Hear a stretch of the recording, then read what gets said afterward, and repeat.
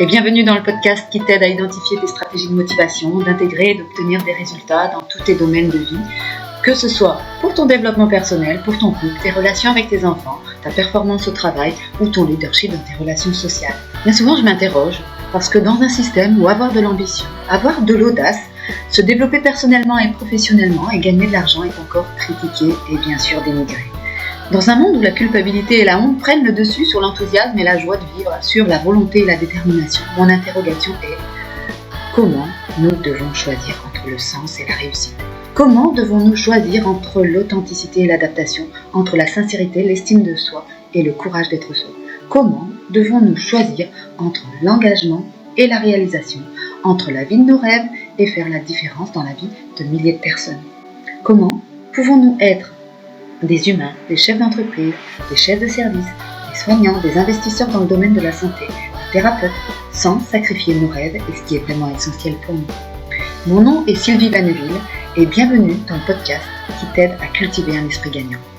Bonjour et bienvenue dans ce nouveau podcast. Aujourd'hui, on va aborder les 7 traits fondamentaux à cultiver qui conduisent à faire ce qu'il faut pour réussir. 7 traits fondamentaux développés par Anthony Robbins, et qui ont été développés dans ce document qui s'appelle Pouvoir illimité, les 7 traits fondamentaux. Je vais commencer par une citation de Jim Rohn. Tout effort discipliné offre une récompense multiple. Toutes les personnes qui ont réussi ont développé ces 7 traits fondamentaux. Alors les 7 traits sont le premier trait, la passion. C'est une raison dévorante, dynamisante, obsédante de faire plus, de se dépasser, de se surpasser. Cette passion, elle a donné et elle donne l'énergie nécessaire pour capter notre vrai potentiel. Et pour tous ceux qui ont réussi. La passion, elle nous pousse à nous coucher tard et à nous lever très tôt. La passion nous emmène sur les chemins de la réussite. Alors certains vont dire oui, la passion, c'est pas bien d'être passionné, c'est dévorant, ça prend tout votre temps, ça détruit tout, la passion. Non. La passion, quand elle est bien utilisée, quand elle est bien canalisée et quand elle est utilisée pour mettre au service de ce que nous avons besoin, va permettre la grande réussite. C'est de passion que les gens ont envie dans leurs relations aussi. La passion donne à la vie sa force, son sens et son piment. C'est une des aspirations grandioses et toutes les aspirations grandioses passent par la passion. Il n'y a pas d'aspiration grandiose sans passion. Je vais donner mon exemple. Moi, j'étais passionnée d'IRM et ça m'obligeait, mais c'était vraiment très plaisant, à me lever très tôt le matin et à me coucher très tard pour lire beaucoup de documents sur l'IRM. J'adorais ça. Je vais vous partager l'histoire d'André Agassi. La joie du combattant. Il n'est de joie véritable que si elle est en même temps contrariée. La joie est paradoxale. Où n'est pas la joie ? C'est Clément Rosset qui a dit ça. À vaincre sans péril, on triomphe sans gloire. C'est une autre citation du Cid de Corneille. Si les victoires sont faciles, même avec de la passion, mais si les victoires sont faciles, on va triompher sans gloire. Elles n'offrent aucune joie. Et aucune joie sur les succès, même s'ils sont difficiles. Elles sont arrachées dans la douleur. Et leur conquête ne permet pas d'estimer leur prix. André Agassi, dans ses plus belles pages d'Open, il va revenir sur ses victoires du Grand Chelem du titre de Roland-Garros en 1999, qui lui apporta de loin la joie la plus folle. Pourtant, André Agassi, on sait qu'il revenait de très loin. On sait qu'il revenait d'une longue descente aux enfers. Dans la dépression, les bas du classement ATP, et il a connu la drogue, les drogues dures, les addictions.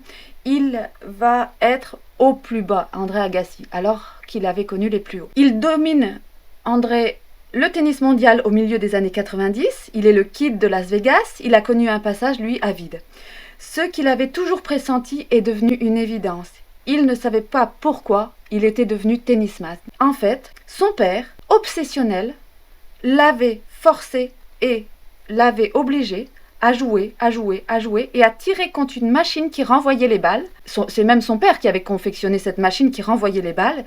Son père a construit une machine pour qu'André s'entraîne tout le temps. Son père était un obsessionnel. Avec un coach qui vont lui faire rentrer dans la tête la gagne. Même si c'est génial et qu'il devient numéro 1 mondial pour la première fois à 25 ans, ça c'est en 1995, eh bien André Agassi va dire à ce moment-là, je n'ai rien ressenti. C'est une scène singulière parce qu'il raconte qu'il va recevoir un coup de téléphone Le classement ATP vient d'être actualisé.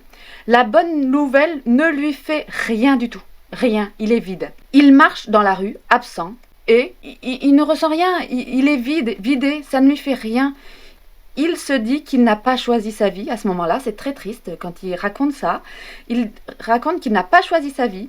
Il n'a fait qu'accomplir le désir de son père. Il se répète que ce sport lui a volé son enfance.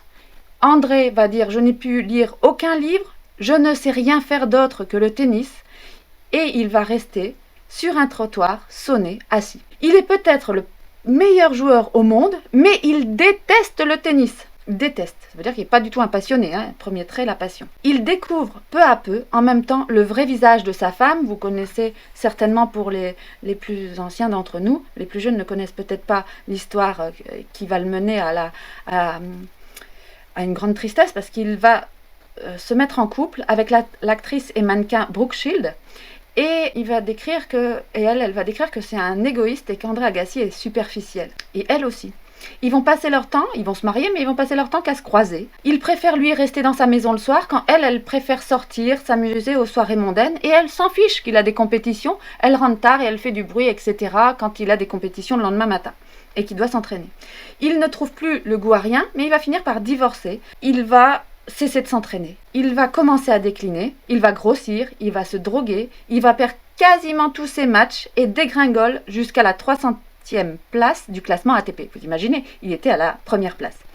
André Agassi devient méconnaissable sur le court. Il est positif à un contrôle antidopage à cause de stupéfiants. Et là, il risque même de se voir retirer ses titres alors qu'il les avait eus, eux, sans aucune substance dans le sang et dans le corps. Il est à 2 doigts de tout arrêter. Il est à 2 doigts d'arrêter le tennis quand la fille de son meilleur ami, Jill, se fait renverser par une voiture. Elle est entre la vie et la mort. Et de cet accident de la vie quotidienne, tragique, mais de cet accident où cette jeune fille se fait renverser, il va être choqué en sortant, lui, de sa nuit de défonce, et il va rouler vers l'hôpital pour aller voir Jill. Et qui va trouver vide et livide dans le couloir, submergé, lui, Agassi, André Agassi, par un élan d'amour. Il va dire pour sa fille, pour la fille de son ami, qu'il va tout faire, et ça va être une révélation pour lui. Il se dit que, en fait, la vie est faite pour ça. La vie est faite pour donner de l'amour aux êtres qui comptent. La fille de Jill survivra, et lui, André, va revivre. Il va décider de se remettre au tennis. N'oublions pas qu'il a grossi, il a pris des drogues, il s'est alcoolisé, enfin tout le cata, il est plus au top de sa forme. On est plus du tout au top de sa forme. Il a été le meilleur du circuit et il va devenir le plus, très loin dans le classement du tennis. Il se dit, là, à ce moment-là, qu'il veut créer une fondation pour les enfants défavorisés. Et pour financer cette fondation, ce qui donne du sens à sa vie et ce qui le remet dans la passion et ce qui donne sens, et il va se dire, il faut que je remonte au plus haut niveau du sport, du tennis. Et il faut que je redevienne, pour financer mon projet de fondation pour les enfants défavorisés, il faut que je redevienne numéro 1 mondial. Il va remonter au classement, il va participer à des tournois Challenger devant des publics de quelques dizaines de personnes. Il a été le meilleur joueur du circuit et le voilà maintenant revenu 5 ans en arrière. Il est moqué par ceux qui l'ont tant jalousé. Plus personne ne croit en André Agassi, plus personne, sauf un coach qui s'appelle Brad Gilbert, qui va accepter de le coacher. André va le surnommer son prophète. Et peu à peu, il va remonter la pente. Il va retrouver ses sensations, il va retrouver son corps, il va enchaîner les séances de musculation, de footing, et il va faire ça plusieurs heures durant, etc. Il va s'accrocher, mais il va souffrir. C'est plus dur que prévu pour lui. Il s'accroche et il poursuit son rêve. Il ne poursuit plus le rêve de son père. Il est animé d'une raison dévorante, dynamisante, obsédante de faire plus, de se dépasser et de se surpasser. Pour cette fondation pour les enfants défavorisés, parce qu'il veut donner de l'amour aux êtres qui comptent. Il y a une petite histoire d'amour là-dessus, c'est qu'il va aussi être séduit par Steffi Graf, dont il est tombé amoureux au premier regard. Alors, ce sont des longs mois de reconquête pour lui, il finit par gagner quelques titres mineurs, puis en 99, après une série de matchs accrochés, on le retrouve en finale de Roland-Garros. Il va gagner contre Andrei Medvedev, et voilà ce qu'il écrit. Ce que va écrire « Je lève les bras et ma raquette tombe à terre. je suis en larmes, je me frotte la tête, je suis terrifiée d'être submergée par une telle sensation de bonheur. Gagner ne devrait pas être aussi agréable. Gagner ne devrait jamais avoir autant d'importance. Mais si, c'est le cas, c'est le cas. Je n'y peux rien. Je déborde de joie, de reconnaissance envers Brad, mon coach, envers Jill, envers Paris, envers même mon ex-femme qui m'a tant humiliée, envers toutes les personnes qui m'ont entourée, qui ont fait ma chute et qui ont fait ma remontée. Sans lui et sans eux, je ne serais pas ici. Sans les hauts et les bas, sans la souffrance des derniers jours, ceci n'aurait pas pu être possible. Je me réserve une certaine reconnaissance envers moi-même pour tous les choix, bons et mauvais, qui m'ont mené jusqu'ici. Je trouve ce paragraphe qui a été repris dans les travaux de Charles Pépin, qui est philosophe et écrivain. Moi, je trouve ces mots très, très justes. Et c'est parce qu'on revient de loin que la joie, elle nous transporte et elle est là, et elle est si grande. Il va encore dire, André, « Je quitte le cours en envoyant des baisers dans les 4 directions. C'est le geste le plus sincère qui me vienne à l'esprit pour exprimer la gratitude qui me parcourt, cette émotion dont semblent découler toutes les autres émotions. Je fais le vœu d'agir ainsi désormais. Que je gagne ou que je perde, chaque fois que je quitterai un cours de tennis, j'enverrai des baisers aux 4 coins de la planète, des remerciements au monde entier. » On voit que d'abord André, dans cette histoire, il gagne sans passion, mais juste pour faire plaisir à son père, et c'est parce qu'il est simplement façonné pour être cet animal pour gagner. Comme s'il n'avait aucune émotion, mais les animaux ont des émotions, mais comme s'il était qu'une machine. Ensuite, la deuxième partie, après sa grosse descente aux enfers, André va retrouver une passion pour son métier, ce qu'il a été formé. Il dit, il n'a jamais lu un livre.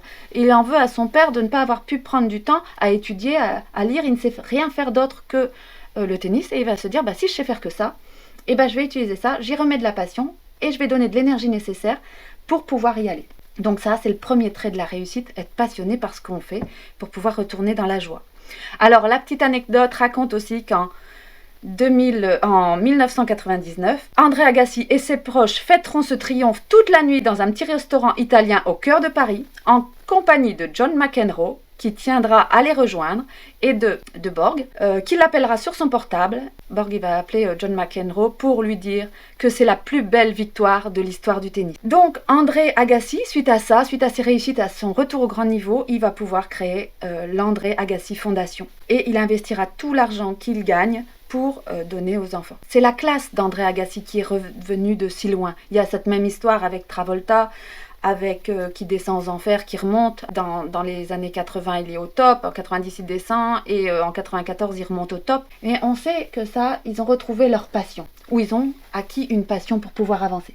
Ça, c'était le premier trait des fondamentaux pour réussir. Le deuxième trait, c'est la conviction. La conviction, c'est le pouvoir de la foi et de la conviction.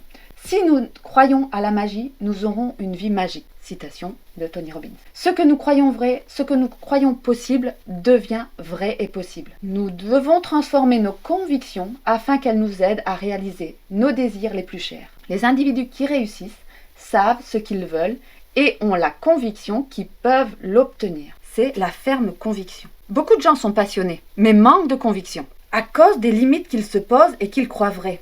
Ou que leur famille a mis, des limites qu'on leur a mis. Et leurs rêves ne peuvent pas se réaliser parce qu'ils se sont auto-sabotés. Ensuite, le troisième trait de ceux qui réussissent, le troisième trait fondamental à cultiver pour conduire à la réussite, c'est la stratégie. La passion et la conviction fournissent la force de propulsion qui conduit à la réussite. Cependant, vous avez la force de propulsion. Ensuite, il faut une direction. La notion de progression logique. Pour réussir à atteindre notre but, nous avons besoin d'une stratégie. La stratégie, c'est la façon dont nous utilisons nos ressources. La stratégie, c'est par exemple déterminer ce que l'on veut apprendre, qui on voudrait rencontrer, comment le faire.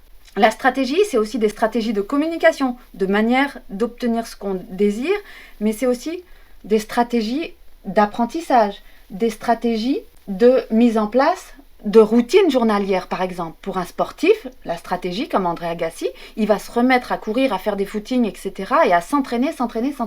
Il va avoir une stratégie pour réussir, pour remonter au plus haut niveau. Il aura besoin aussi d'une force morale. Quatrième trait, pour cultiver et réussir, le 4e trait, c'est la clarté des valeurs. Par exemple, la fierté, la tolérance, l'amour, la liberté, ou encore des valeurs de sagesse, de respect, des valeurs de douceur et délicatesse, des valeurs de partage, d'empathie, des valeurs de rire et sourire, d'avoir besoin de mettre de l'humour pour pouvoir faire rire les autres, etc. La clarté dans ces valeurs, c'est essentiel. C'est avoir une idée claire de ce que l'on estime important. Si vous voulez atteindre quelque chose, une réussite, mais qui ne vous met pas dedans du fun, du rire, du sourire, quelque chose de plaisant ou des interactions sociales, vous n'y arriverez pas parce que c'est une de vos valeurs. Par contre, il y a des personnes qui ont besoin de se réaliser et d'atteindre leur réussite en solo, sans rire. Moi, j'ai besoin de rire de tout, mais sans rire, sans sourire, et c'est OK. Il y en a qui réussissent comme ça, c'est très bien. C'est avoir une idée claire de ce que l'on estime important. La clarté des valeurs, c'est un fondement moral, une notion claire de ce que l'on est et des raisons d'agir. Alors, je vais donner quelques valeurs ici. Je vais donner ici quelques valeurs qui sont importantes. Il y a les valeurs d'amour, le sentiment d'exaltation, la communication mutuelle, le respect, le plaisir, l'épanouissement, le soutien, le défi, la créativité, la beauté, l'attirance, l'unité spirituelle, la liberté, l'honnêteté. Alors, on se pose parfois une question. Les stratégies qui conduisent au succès changent-elles selon nos valeurs? Nos valeurs, ce sont les choses qui nous animent, qui sont très claires pour nous, qui font que nous sommes alignés. Notre stratégie de réussite ne peut pas faire fi de nos valeurs. On doit les prendre en considération. Si vous avez une stratégie de réussite, mais votre stratégie c'est d'écraser tout le monde et d'y aller et d'avoir aucune créativité ou aucune beauté ou aucune liberté, eh bien vous ne pourrez pas y aller. Ou vous serez arrêté à un plafond qui vous empêchera d'atteindre le plus haut niveau.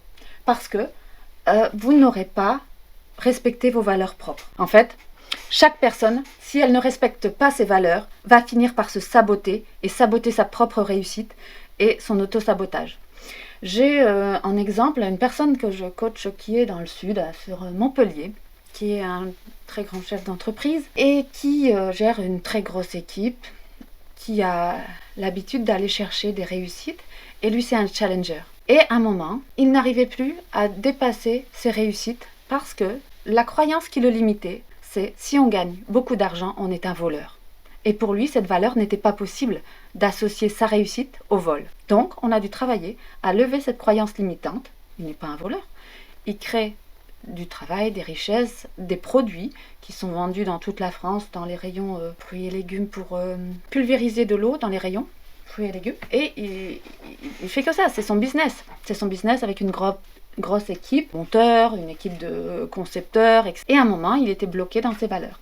Et là, il a levé cette croyance limitante et il a pu continuer à avancer. Allez, on passe au 5e trait. 5e trait qu'il faut cultiver pour la réussite, c'est l'énergie. C'est cette façon ravageuse, gaie, dynamique, cette dynamique d'esprit, c'est une vitalité qui fait qu'on va s'impliquer. Si on y va d'un pas nonchalant, non, c'est pas la peine. Rentrez, hop, restez dans le canapé, ça ira aussi. C'est avoir beaucoup d'énergie, profiter des occasions et susciter l'énergie. Avoir une vitalité physique, intellectuelle et spirituelle qui permet de tirer le meilleur parti de ce que nous avons entre nos mains. Cultiver toujours l'énergie. Alors, on explique en neurosciences qu'on a des énergies hautes, des énergies basses, des hauts niveaux d'énergie, hautes et négatives, hautes et positives, basses et négatives, basse et positive. Cette énergie doit être toujours recherchée et doit être toujours cultivée. C'est le meilleur parti que nous prenons pour réussir. Donc voilà, l'énergie physique, intellectuelle et spirituelle. C'est inséparable, hein. Ces 3 notions sont vraiment inséparables. On reverra, j'aborderai ça encore dans d'autres podcasts dédiés sur l'énergie. C'est des gros podcasts, ça, c'est des gros apports. Je suis d'ailleurs aller rencontrer un conférencier sur Paris, vous avez peut-être vu passer sur les publications avec François, qui travaille beaucoup sur la notion d'énergie et pour éviter d'être dans les burn-out, les bore-out, etc., les énergies très basses au bout qui détruisent, mais pour être dans les énergies et cultiver ce qu'on a besoin, les énergies de l'amour, mais aussi de la paix, de la reconnaissance et aussi de la créativité. Ensuite, le 6e trait à cultiver pour la réussite, les traits fondamentaux. Le 6e trait, point 6, c'est l'art de se lier. C'est le don d'entrer en relation avec les gens, quelles que soient leurs origines sociales et leurs idées. C'est ne pas passer le plus clair de son temps dans un désert de solitude, car on ne réussira dans un domaine, mais on échouera dans beaucoup d'autres. Même si les sas de solitude sont importants pour développer sa créativité, pour pouvoir s'interroger sur ce qu'on a envie, sur ce qu'on n'a pas envie, il est nécessaire de passer du temps à se lier. La plus grande réussite ne se produit pas sur la scène mondiale aussi, elle se produit dans les replis les plus cachés de notre cœur. Au fond de soi, chacun éprouve le besoin d'établir des liens d'amour durables avec autrui. C'est l'art de se lier avec amour et non l'art de se lier dans la haine. Alors, je vais vous citer une citation de Rinpoche. Alors, il est difficile à dire ce nom, c'est Dilgo Khyentse Rinpoche. Je crois que j'écorche son nom, mais c'est pas grave. L'amour est la seule réponse à la haine. Et l'amour est la seule réponse pour réussir. Parce que faute d'amour, toute réussite, tout accomplissement reste vide. Vous l'avez vu avec l'histoire d'André Agassi que j'ai exposé au début son histoire, où en fait il va jouer au tennis, il va devenir le premier mondial parce que son père il est obsessionnel, il lui crée même une machine pour aller taper des balles, etc. Mais il déteste ça. Et il va faire parce que il doit le faire parce que son père il veut, et il lui fait rentrer dans une école et c'est encore plus dur et il doit y aller et il va le faire. Cependant, il n'a aucun amour pour le tennis à ce moment-là. Il n'a aucun amour, même pour son père, pour tout ça. Il est écœuré, il en veut quand il dégringole au fin fond, quand il prend ses drogues, etc. Il est dans la haine de ce qu'a construit son père, de ce qu'a construit en lui son père, parce qu'il n'y a pas eu des liens d'amour durables créés. C'est après, quand il va rencontrer Steffi Graf, etc., qui va remonter et qui va retrouver l'amour, retrouver l'envie et qui va pouvoir avancer. Allez, 7e et dernier point, c'est l'art et la maîtrise de la communication. La façon de communiquer avec les autres et avec nous-mêmes détermine la qualité de notre vie. Les gens qui réussissent ont appris à relever tous les défis et à communiquer leur expérience avec eux-mêmes d'une manière qui les conduit à changer les choses dans le sens de la réussite. Ça va créer la qualité de notre vie. Ils ont appris à relever tous les défis et à se communiquer cette expérience à eux-mêmes d'une manière qui les conduit à changer les choses dans le sens de la réussite. Les gens qui échouent subissent l'adversité et acceptent les limites de cette dernière que cette dernière leur impose. Les êtres qui modèlent les vies des personnes qui réussissent sont aussi des maîtres de la communication extérieure. Ce qu'ils ont en commun, c'est la capacité de communiquer une vision, une quête, une joie, une mission. La maîtrise de la communication, c'est ce qui fait un grand artiste, un grand homme politique, un grand professeur ou un parent merveilleux. D'une manière ou d'une autre, presque toutes les personnes qui ont réussi, et toutes les personnes qui ont réussi, ont ça en commun, cette capacité à communiquer une vision, une quête, une joie, une mission. Alors il y a eu une question, un jour, une question a été posée au milliardaire du pétrole texan qui s'appelle Bunker Hunt. S'il avait un conseil à donner aux gens qui veulent réussir. Et il répondit que la réussite est une chose simple. 1. Premièrement, choisir ce que l'on veut avec précision. Deuxièmement, décider qu'on est prêt à payer le prix pour l'avoir et payer ce prix. Alors payer ce prix, c'est peut-être en temps, en attention. Si vous ne franchissez pas ce deuxième pas, vous n'obtiendrez jamais ce que vous désirez à long terme. Pour désigner ceux qui savent ce qu'ils veulent et sont prêts à payer le prix pour l'obtenir, lui, il emploie volontiers l'expression « c'est une minorité qui agit », par opposition avec une minorité qui parle. Aussi, on va travailler toujours à prioriser l'action. Mais, bien sûr, il existe de nombreuses façons d'agir. Beaucoup de façons d'agir pour atteindre l'excellence et la réussite. Si on revient sur une citation de Gandhi que j'aime bien, c'est « Commencez par changer en vous ce que vous voulez changer autour de vous ». C'est à peu près comme ça, ce que vous voulez changer, voire changer dans le monde. Mais Gandhi il dit « Commencez par changer en vous ce que vous voulez changer autour de vous ». C'est important de se rappeler de ceci et de se rappeler de cette 7 traits fondamentaux à cultiver pour atteindre la réussite. Alors, qui sont cultivés par les gens qui réussissent. Je reviens sur ces 7 points pour terminer ce podcast. Donc, le premier point, c'est la passion. Deuxième point, la conviction. Troisième point, c'est la stratégie qui donne la direction. Quatrième point, c'est la clarté des valeurs. Le cinquième point à développer, c'est notre énergie, l'énergie. Le sixième point, c'est l'art de se lier. Et le septième point, c'est la maîtrise de la communication. Voilà les gagnants, je suis fière de vous avoir partagé cette histoire d'André Agassi. Oui, je suis dans le partage de beaucoup d'histoires de joueurs de tennis. Ça m'a beaucoup inspiré. Les joueurs de tennis, je remercie d'ailleurs quelqu'un que j'accompagne qui adore le tennis et qui prend soin de lui et qui combat avec conviction contre le cancer. Et donc, c'est une petite dédicace. Je sais qu'il va y arriver. Il a une niaque d'enfer. Il est volontaire. Bien sûr, il galère dans sa chimio. Bien sûr, il est malade comme une bête avec la chimio. Mais au fond de lui, il a une niaque pour y arriver et pour dépasser et arriver à aussi la réussite dans la santé. La réussite d'aller à des traitements jusqu'au bout des traitements. Même si c'est difficile, même si on passe par des moments horrible. Vomir pendant sa chimio, c'est pas le moment le plus agréable. Prendre tous les jours, 5 jours par semaine, venir faire des séances de radiothérapie, etc. C'est difficile. Et il a dans la tête la conviction que ça va marcher. Il a l'énergie. Il se lie à nous et il échange avec nous, cette personne, et je sais qu'il va réussir. Je vous souhaite une très belle journée, bonne écoute de ce podcast, bonne application, bonne mise en application. On reviendra sur ces 7 points et ces 7 traits dans différents podcasts. Allez, et gardez un esprit gagnant et cultivez un esprit gagnant. Allez les gagnants, bye bye, à très bientôt.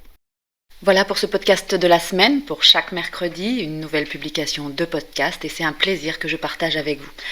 Pour aller plus loin et pour travailler plus en profondeur, vous avez la possibilité de rejoindre le programme Esprit Gagnant en cliquant sur le lien dans la description, ci-dessous. C'est un programme qui vous aide à avancer pour garder un esprit gagnant malgré l'adversité. Vous allez avoir des lives tous les 15 jours pour avancer sur votre mindset. Mindset, c'est l'état d'esprit.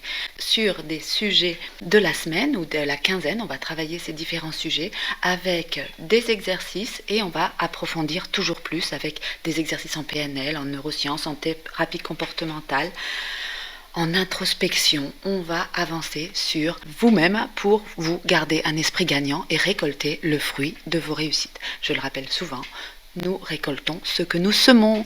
C'est une loi de la nature et certes une loi de l'attraction. À très vite, on se retrouve sur le prochain podcast dans une semaine, mercredi prochain. Bye.